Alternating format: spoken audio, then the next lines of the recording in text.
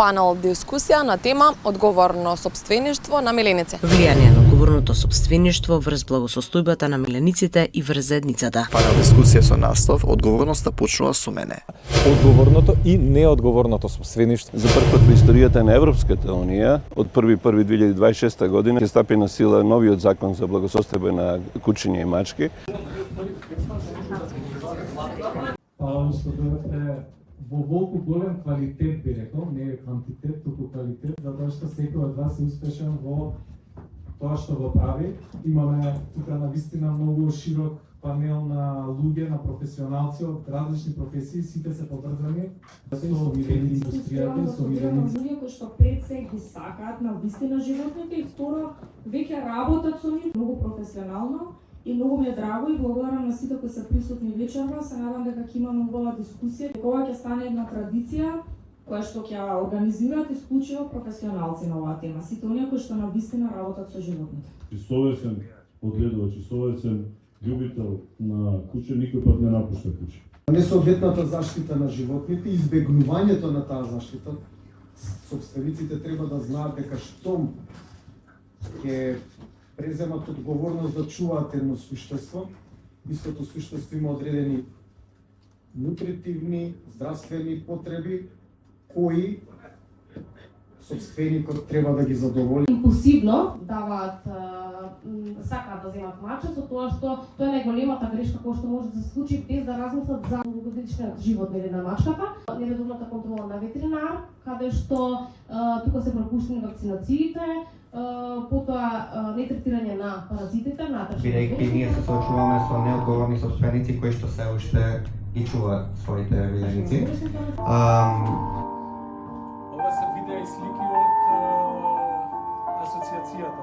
Сите грумери од асоциацијата испратија слики што никад не би сакале да ги сликам.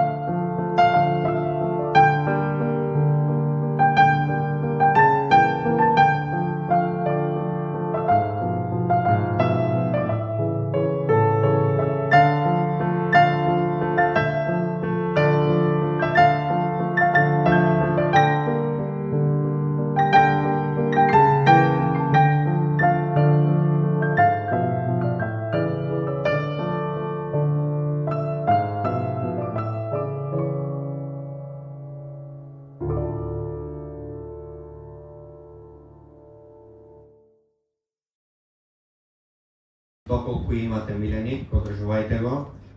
Мислам дека порака до сите колеги и мислам дека веќе сите го знаат да ги едуцираме нашите клиенти за секако да биде состојбата подобра на миленик.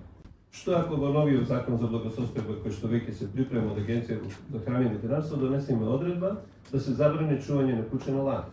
Кој што е актуелно во Европа моментално. Да.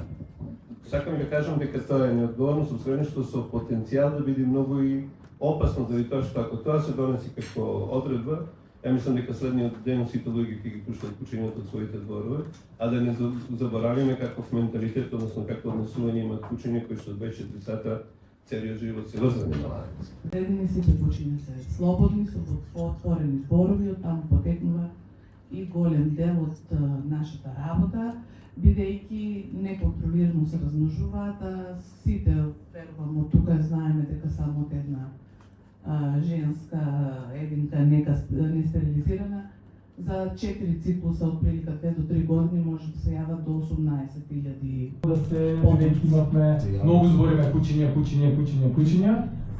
Имавме кика, значи за мачките, многу го објасни. Сега сакам малци за птиците, посебно за папагалите да ни кажам. Во поново време сега, оваа година, па и минатата, многу луѓе што има ара. Јас имам ара папагал, ара папагал им побегна. Па покрај тоа што им побегнала, треба и да ги казни.